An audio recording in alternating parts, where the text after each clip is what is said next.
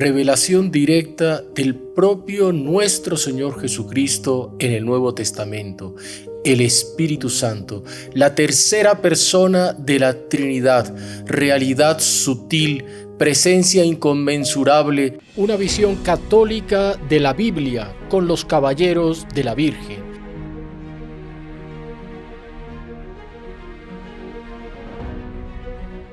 El Padre se le conoce por la obra de la creación, el Hijo por su vida, pasión y muerte, autor de la redención, el Espíritu Santo, elemento sutil de la Trinidad, aquel que tiene la misión de santificar las almas y por lo tanto realizar la obra prima de la Trinidad, que es la elevación de la criatura del ser racional a la semejanza con el propio Dios nuestro Señor. Espíritu Santo que está desde el inicio de la Sagrada Escritura, de manera misteriosa. Primer capítulo del Génesis, versículo 2, el Espíritu de Dios se movía sobre las aguas. Y que en el desarrollo de toda la Escritura Sagrada va apareciendo gradualmente, se va revelando hasta llegar a la plenitud.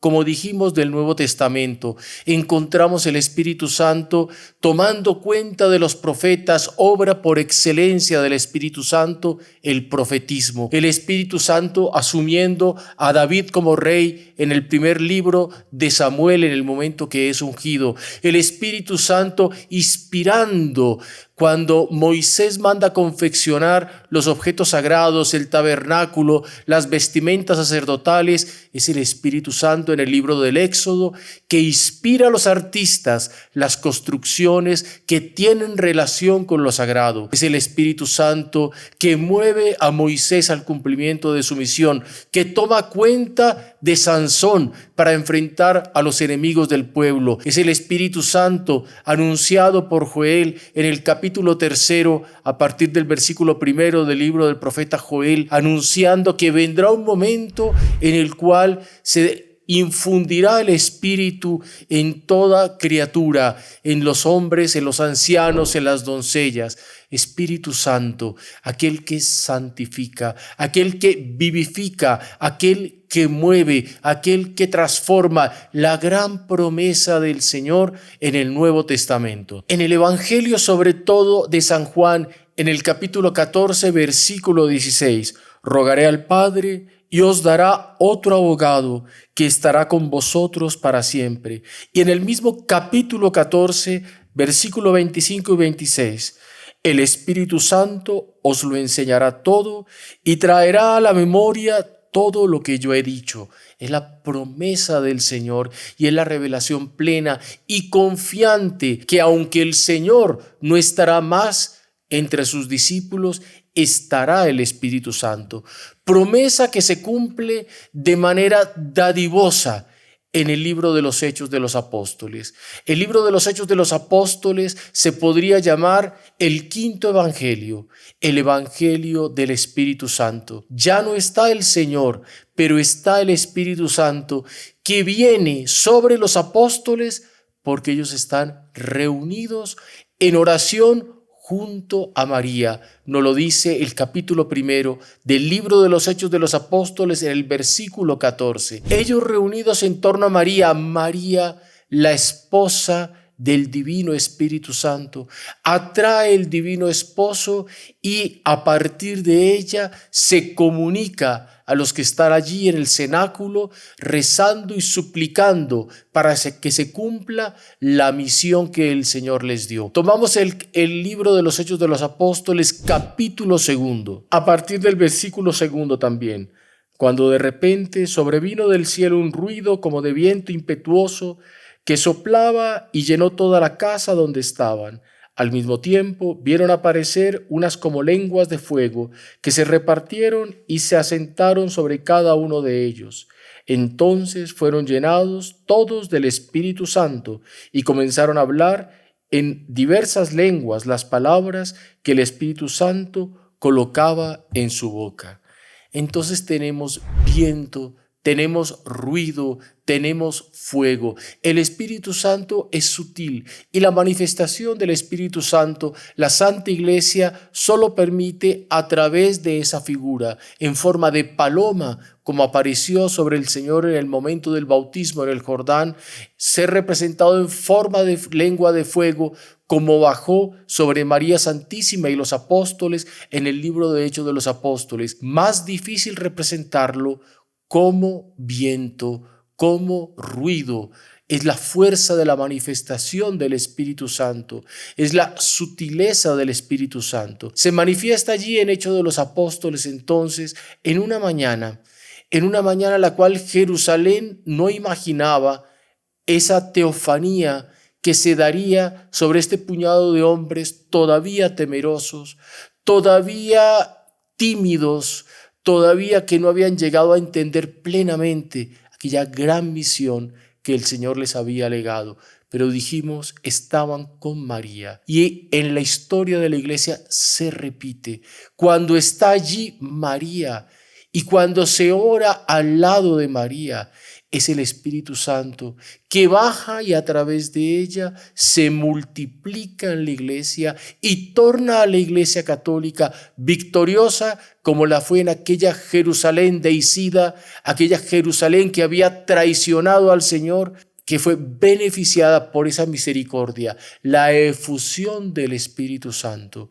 Están ellos allí, llegan las lenguas de fuego sobre cada uno y cada uno comienza a hablar en lenguas diversas, el don de glosolalia. Alrededor se reúne una inmensa multitud de judíos que habían subido a la Pascua y que estaban allí y eran judíos de diversos lugares de la diáspora. Estaban allí judíos del Ponto, de Asia, de Frigia, de Panfilia, de Cirene, de Libia, y ellos, cada uno que hablaba en la lengua local, ve que salen los apóstoles y que al contrario del miedo, del temor que manifestaron en el momento de la pasión, salen valientes. A la cabeza Pedro y hace un discurso por don del Espíritu Santo, que convierte a más de 5,000 hombres que se reunieron en torno al cenáculo a contemplar el espectáculo maravilloso del Pentecostés. Ese Pentecostés es el que difunde la iglesia por el mundo, por aquel mundo judío, por aquel mundo pagano, por aquel mundo que se cerraba a la gracia de Dios, pero es el Espíritu Santo quien vence la dureza de los corazones. Es el Espíritu Santo quien abre las puertas y los cerrojos que encadenan al pecado. Es el Espíritu Santo quien torna fácil aquello que parece imposible, la práctica de la virtud. Espíritu Santo, nombre que aparece por primera vez en la Sagrada Escritura, en el Salmo 50, Espíritu Santo, que también aparece como Espíritu Santo en el libro de Ezequiel y que habla que es un nuevo espíritu. Hay un espíritu viejo, hay un espíritu decadente, hay un espíritu cansado, hay un espíritu triste, hay un espíritu mundano. Y el Espíritu Santo es el espíritu vivificador, el espíritu joven, el espíritu que renueva, el espíritu que está simbolizado en la vida. Los seres animados, los animales, los hombres, se mueven cuando tienen aliento. Y si no tienen aliento, es un ser que está muerto. El aliento en el ser vivo, en el animal racional, es la señal justamente de que hay allí vitalidad. Ese espíritu que es tan sutil, porque no lo vemos, solamente lo podemos sentir. Es el que da el movimiento a los seres. Cuando el espíritu se sustrae, cuando no hay respiración, está la muerte. Y por eso la resurrección se dio cuántas veces cuando el Señor soplaba sobre algo que estaba inanimado y con ese soplo daba la resurrección. Y el propio Dios nuestro Señor, el Padre, en el Génesis, sopla sobre el muñeco de barro, construye el muñeco a partir del barro y del agua, pero solo tiene vida ese muñeco que es el ser humano cuando Dios sopla sobre el muñeco. Dios sopla sobre nosotros. La gracia de Dios actúa sobre nosotros. Es justamente la santidad, la santificación del alma que la da el Espíritu. Él debe soplar los dones, soplar las virtudes, soplar aquella forma de vida que son las buenas obras, los dones del Espíritu Santo, los 7 dones, don de sabiduría, don de entendimiento, don de ciencia, don de consejo, don de fortaleza, don de piedad, don de temor de Dios. Esos dones son el soplo que vivifican y que donde está uno de estos soplos están los otros 6. Son los 7 soplos los que mueven el ser humano hacia la perfección y la semejanza de Dios. Ese soplo de vida de los dones, lo encontramos en el libro de Isaías, los 7 dones del Espíritu Santo aplicados al Mesías. Pero el Mesías, al ser cabeza del género humano, al ser cabeza de la iglesia, se aplican los dones del Mesías a todos los que son los hijos del Mesías. Él es nuestra cabeza y esos dones que participan y mueven a la cabeza participan y mueven al cuerpo. Y estamos llamados todos a tener estos dones y a que esta fuerza del Pentecostés, a que esa fuerza que inauguró, que bautizó, que confirmó la iglesia en sus orígenes, se reactualiza en los momentos de la historia, sobre todo en los más difíciles.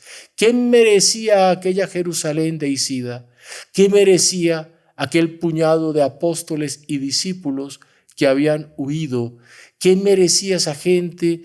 A no ser tal vez el desdén de Dios nuestro Señor, pero Dios no actúa como los hombres. El Señor tiene una ley del amor y la ley del amor hizo con que a aquella ciudad que había matado al Mesías y aquellos seguidores que lo habían abandonado fueran beneficiados por la restauración de la acción del Espíritu Santo. Esa restauración misma se da y se renueva a cada instante en la historia de la iglesia.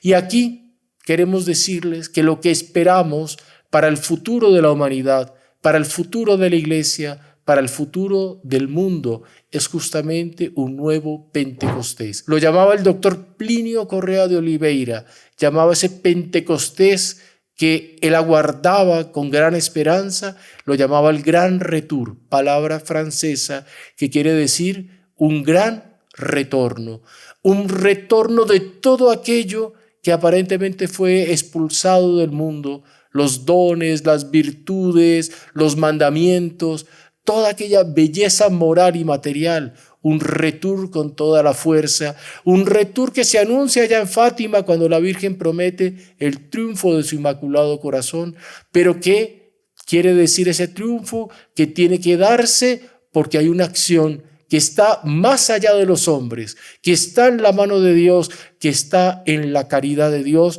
que está en la misericordia de Dios, el volver de los dones sobre la iglesia, sobre los hombres, la transformación de los corazones, la santificación de los pueblos y el reinicio de la construcción de la civilización del amor, por lo tanto, del reino de Cristo, por la mano del reino de María Santísima. Es el punto más importante de todo esto. Para que ese gran retour se dé, para que ese gran retour se aplique, para que ese gran retour vivifique el mundo, es indispensable la presencia de María Santísima. Por eso se trabaja por el gran retour cuando somos devotos de María. Se trabaja por el retorno del Espíritu Santo cuando se reza a María. Y por la mediación de ella, ese fuego que no quema, es un fuego que da calor, que da movimiento, que da color, que da belleza. Ese fuego del Espíritu Santo renovará la faz de la tierra. Emite spiritum tuum et creabuntur et renovabis faciem terrae, dice la letanía del Espíritu Santo. Envía tu Espíritu Creador y renovarás la faz de la tierra. Es una conclamación a esa devoción mariana, a esa devoción al Divino Espíritu Santo que queremos hacerles aquí y dar la certeza y la confianza del triunfo y la renovación del Divino Espíritu Santo.